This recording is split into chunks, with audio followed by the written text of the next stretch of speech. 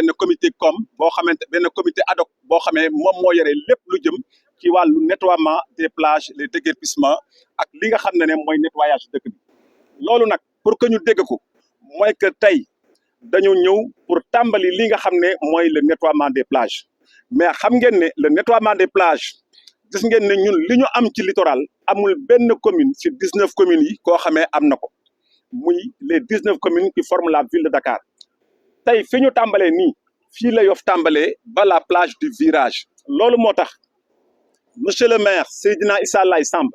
ci xalaatam mu xalaat ne il faut que mu am ñu ko jàppale ci li nga xam ne mooy nettoyage yu plage yi xam na ne UCG mu ngi koy def parce que y a une équipe littorale de la SONAGED qui le fait mais nag équipe boobu doyul loolu moo waral moom aussi si xalaatam mu def benn convention boo xam ne daf ko signé ak la SONAGED avec le directeur Khalifa Ababacar Sarr que je salue au passage. Aujourd'hui, la SONAGED est bien représentée ce matin ici à Yoff sur la plage de la cité Diamalaye avec son coordonnateur communal, M. Mamgour Diouf, et son assistant technique qui est là, M. Mamadou Lamine Diouf, qui sont là avec tous les services techniques de la SONAGED et les agents de surface qui sont là présents ce matin. Di wax ne donc SLT, représenté par le directeur général qui est là, moom depuis ce matin mu ngi fi toog di ñu xaar donc yëf yi soxal na ko ndax gis nañu ne Yoff dafa nekk loo xamee c'est la vitrine de Dakar Yoff mooy vitrine u Ndakaaru ndax li ñu am si kilomètre de plage benn commune amu ko moo tax ñoom SLT ñu ñëw ànd ak maire mais ci biir ànd boobu tamit ñoom dañu nekk ay waa Yoff dañu wane ne kat ñoom li ñu ñëw di ko liggéeyal la Petite Côte dañu bëgg mu dugg biir Dakaru te ñu jël la commune de Yoff def ko comme une commune boo xamante ne ni mooy nekk commune buy def la phase test loolu moo tax lii nga xam ne moom la ñuy def tey ñu yaakaar ci ndam li nag dañu wax ne notre cadre de vie pour ñun ñëpp la et ça fait notre reflet notre cadre de vie et notre reflet nos plages aussi fait notre reflet parce que Dakar déverse toute sa jeunesse pendant l'été ici sur la plage de Yoff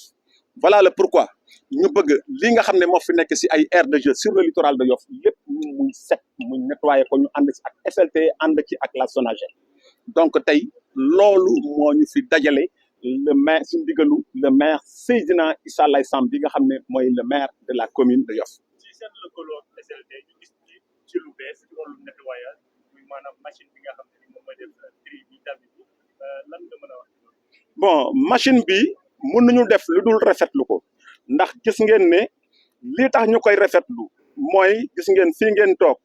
fi ñu taxaw tey muy la plage de la cité Diamalaye dafa nekk plage boo xamee lépp dañ ko transformé en aire de jeu il y a des terrains de beach soccer de beach volley et yi nga xam ne moom la écurie yëpp di entraîner fii moo xam écurie Yoff moo xam Parcelles Assainies yooyu yëpp Rock Énergie ñoom ñëpp fii la ñuy entraîner donc tey bu monsieur le maire Seydina Issa Laye Samb ñëwee ànd ak équipe municipale bi ñëw pour xalaat tamiseur boobu dañuy wax ne bëgguñu aussi tamit ñi nga xam ne moo fi nekk ay aire de jeu mu nekk loo xamee dañ fi def seen ay activité sportive ba pare di daje ak yoo xamee daf leen di gaañ donc machine bi ñu am comme machine tamiseur dañuy wax ne c'est la bienvenue sur le littoral de Yoff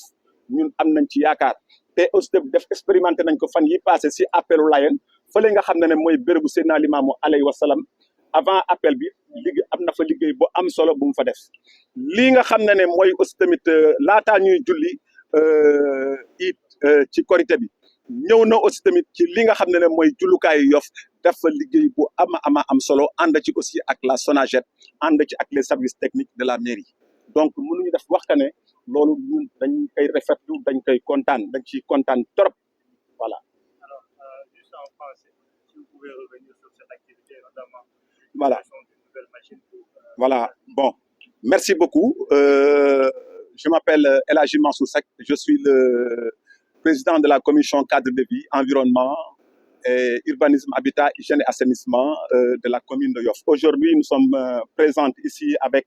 SLT, notre partenaire, mais aussi la SONAGED qui est aussi présente aussi, et les services techniques de la mairie en charge du cadre de vie, de l'aménagement urbain, tout ça, ils sont tous présents aujourd'hui, ce matin, sur la plage de la cité Djamalai. Et aussi, M. Diallo, qui représente le conseil de quartier de Djamalai, qui est présent aussi ce matin ici. Donc aujourd'hui, nous sommes sur la plage de la cité Djamalai. C'est pour faire le lancement du nettoiement des plages en préparatif de l'été 2026. Voilà ce qui nous réunit ce matin sur la plage de CAO avec notre partenaire SLT qui nous a amené 2 machines, une machine tamiseur pour le littoral, mais aussi une machine balayeuse pour les rues et artères de la commune de Yoff. Assalamu alaikum. Donc, je me présente, je suis Moussa Sow, directeur général de la Sénégalaise de logistique et de tourisme, donc SLT, qui est une filiale de la SAPCO Sénégal. Alors, aujourd'hui, vous amenez une machine visant en fait à nettoyer les plages. Déjà, parlez-nous de cette machine. Voilà. Aujourd'hui, nous amenons cette machine qui s'appelle donc tamiseuse ou cribleuse de plage. Donc, à travers une collaboration que nous avons avec la collectivité de Yoff, donc Yoff qui est notre premier partenaire, donc en tout cas la première collectivité avec qui nous avons eu à collaborer. Et voilà, donc la tamiseuse, donc en tout cas permet de pouvoir régler donc un réel problème donc que nous observons au niveau de notre littoral, donc un peu partout au Sénégal. Donc là, nous démarrons avec Yoff. Nous espérons en tout cas pouvoir après gagner les autres communes. Donc voilà, Yoff est un exemple. La tamiseuse donc peut aller au-delà de là où se limitent donc les moyens humains. Donc c'est ce qui fait que donc c'est très pertinent que donc Monsieur le Président donc ait rappelé que la SONAGED est en charge de tout ce qui est collecte et gestion de déchets. Donc nous venons en appui logistique, donc appuyé avec des moyens logistiques qui permettront d'être plus efficaces en tout cas. Donc dans l'exécution en tout cas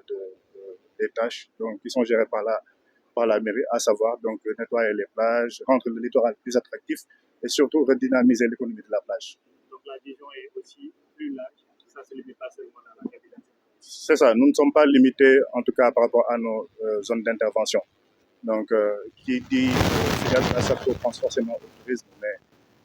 je pense que tout le littoral est forcément concerné. Donc voilà, donc c'est le Sénégal, c'est le cadre de vie qu'on va améliorer, on va avoir un impact positif. Et à travers des programmes que nous allons bien lancer également, vous verrez que nous allons collaborer avec davantage de collectivités. Mais voilà, donc le point de départ est Yoff et nous souhaitons en tout cas donc marquer le coup et voilà, donc montrer qu'il y a les moyens, il y a les dispositifs. Cette tamiseuse, nous en avons 14, donc ils peuvent être répartis un peu partout sur le territoire national. Donc, assalamu alaikum. Donc, je suis Moussa Sow, directeur général de la Sénégalaise de logistique et de tourisme, du filiale SAPCO Sénégal.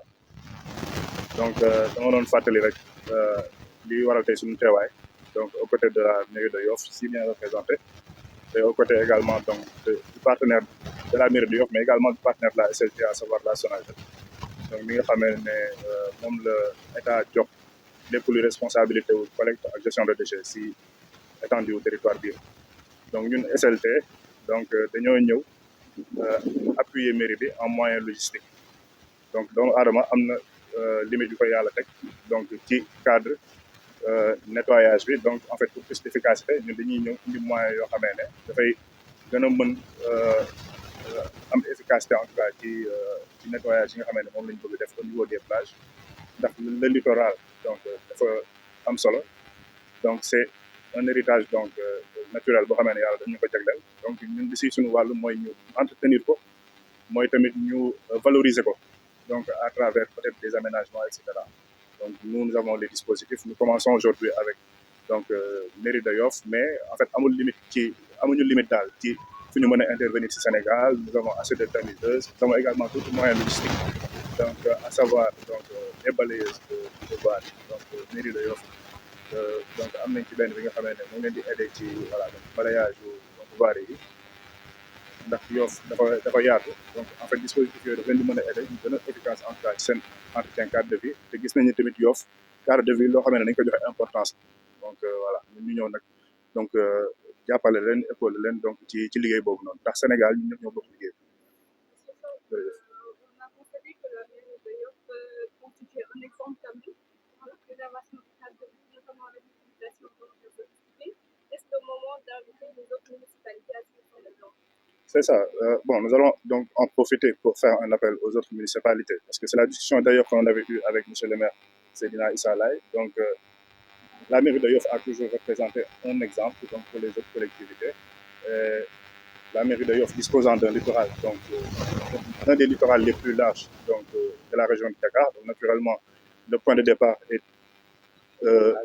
très logique. Donc, voilà, donc, de pouvoir démarrer avec la mairie de Yoff. Nous lançons un appel aux autres collectivités. Donc, nous avons assez de moyens logistiques, en tout cas, pour pouvoir impacter positivement, donc, que ce soit le littoral ou le nettoyage des vagues, ou même la collecte de déchets, étant donné que nous avons des moyens logistiques voilà, donc, qui peuvent assurer une collecte efficace des déchets avec lesquels nous collaborons d'ailleurs même avec la SONAGED. Donc, voilà. Donc, ko ci wolof donc mooy suñu moyen logistique yi xëy na mën nañu ko tas fépp ci Sénégal donc dañoo tàmbalee tey ci mairie Yoff te tamit mairie Yoff nekk xëy na collectivité boo xamee ne dafa stratégique donc par rapport ak position ak li nga xamee ne loolu lañu ko jagleel ci littoral mais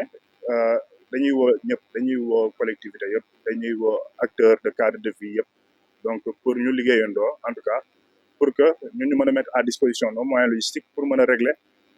lépp loo xamee ne en fait mu ngi jëm ci taaral suñu dëkk ak valoriser ko. Voilà, c'est Ababacar Diallo, premier vice-président du conseil de quartier de Diamalaye. Alors, cette opération qui a été lancée dans le commune de Diamalaye, de Yoff plutôt, quelle est votre appréciation par rapport à cette Voilà, merci. Nous saluons l'initiative venant du maire et de ses collaborateurs, le maire Seydina Issa, qui a pensé à faire cette opération en collaboration avec la SLT, la SONAGED, mais aussi avec ses collaborateurs, notamment chargé du cadre de vie, M. Mansour. Bon, il y a Mme Mamsali aussi. Donc, nous voyons que c'est une mobilisation. Et nous inviter à collaborer avec vous. Donc, c'est un immense plaisir. C'est une vieille doléance que nous avons au niveau de la plage de Diamalaye. Et vous voyez de vos propres yeux que la plage maintenant est agressée. Il y a des mécaniciens qui sont installés. Bon, donc il y a des ordures un peu partout, il y a les molleurs et autres. Naturellement, le conseil de quartier a toujours essayé de lutter pour assurer la salubrité de la plage. Et nous rendons hommage à feu l'ancien président, M. Sambadia Doyen, qui est décédé maintenant, donc, qui a mené la lutte jusqu'à présent. Donc, il y a le colonel Mbaye aussi, qui a pris la suite. Et maintenant, donc, c'est un nouveau bureau. Il y a la présidente, Mme Ngone. Donc, c'est une initiative que nous saluons. Peut-être, malheureusement, nous n'avons pas été informés à temps. Donc, à l'avenir, donc, il faudrait que si la mairie décide d'intervenir dans un territoire comme le nôtre, de nous associer. Voilà, donc je suis venu comme ça représenter, mais sinon, on allait avoir une beaucoup plus grande mobilisation. Merci. Salam alaikum wa rahmatullahi ta'ala wa barakatuh. Donc, man, Ababacar Diallo laa tudd maa ngi ci conseil de quartier bi nekk vice-président di représenter présidente bi madame Ngone Thiam mais aussi population bi yëpp ci Diamalaye di rafetlu ñëw fi ngeen ñëw fi ñu liggéey bawoo ci mairie bi notamment le maire Seydina Issa ak ay collaborateurs am notamment waa SLT ak waa SONAGED UCG ñi nga xam ni ñoom naturellement ñoom suñuy partenaire monsieur Diouf bi monsieur Thioy ñoom Jabel depuis bi ñu amee problème mu mbalit ramassage ci biir quartier bi ñoom naturellement bi ñu maam sali booleeg ñoom donc naturellement boobu ba léegi ñi xanaa kay dañoo ñëw fekk si leen mais ñoom ñu ñu mës a jàppale la donc ñuy rafetlu association bi ngeen def ak ñoom xanaa dañ leen a fekk si monsieur Mansour mi nga xam ne moo yor cadre de vie diriger opération bi aussi du ñu man lu dul gërëm ko di leen encouragé di rafetlu initiative bi ndax plage bi moom dafa nekk plage bu nga xam ne ci plage yu gënoon a kii ci Sénégal la boo xoolee ay lamb jeeg ay émission télé yu bari fi lañ ko daan defee mu nekk boo xam ne population yi dañ daan ñëw mais gis ngeen ko ni mu dégradé woo mu nekkoon lu nga xam ne dañ ci nekkoon di ci xeex population yi di ci xeex notamment le feu doyen Samba Dia bi nga xam ne moom mu nekkoon ci conseil ak ñeneen ñu ko jiitu ñoom doyen Dabo ñoom madame Sophie ñun ñëpp doon ci xeex léegi nag colonel Mbaye moom it bu mu jëlee relais bi ak équipe am ñoom it def nañ ci seen wàll ñun tamit bi ñu ñëwee ñun équipe bu bees lañu donc ñun ñu bëgg a continuer mais kon suñu donc dañ doon xool ku ñuy jàppale fan la ñuy wutee partenaire par yàlla def ngeen ñëw maire bi xalaat ko monsieur Mansour waa ICG donc dama bëgg ñu pérenniser partenariat bi voilà ak SLT donc ñoom it ak seen engin bi nga xam ni tamiseur la gis ngeen plage bi nu mu demee dafa salté bon donc te lii bon nit kese rek bu ko bëggee def dana sotti te ñoom dinañ ko def ak machine bi ak mu mucc ayib donc dañuy ñaan yàlla ñoom ñu gën ñoo jege ñu jéem a collaborer ak ñoom it ñu gën a am visibilité ñu tamit ñu gën a am visibilité mu doon loo xam ne ce sera pour le bien-être des populations mais aussi ñu améliorer cadre de vie ñuy solliciter waale parce que aussi il y a les JO qui se pointent à l'horizon ñu ngi waaj a ñëw donc ñu ngi doon souhaiter que ñu associer la place de Diamalaye ci JOJ parce que beach soccer bi fii moo nekkoon terrain mais dégradation yi ak invasion yi tax na ba beach soccer bi léegi déplacé wu na bon amatuñu sax ay terrain jeunes yi ñun waa quartier bi gis ko terrain yeeg yëpp nangu nañ ko mécanicien yeeg yooyu tout ça donc ñu doon ñaan aussi intervention mairie bi intervention état bi il y a un problème de sécurité notamment bu ñu gisee nga xam ne ça pose un réel problème de sécurité voilà merci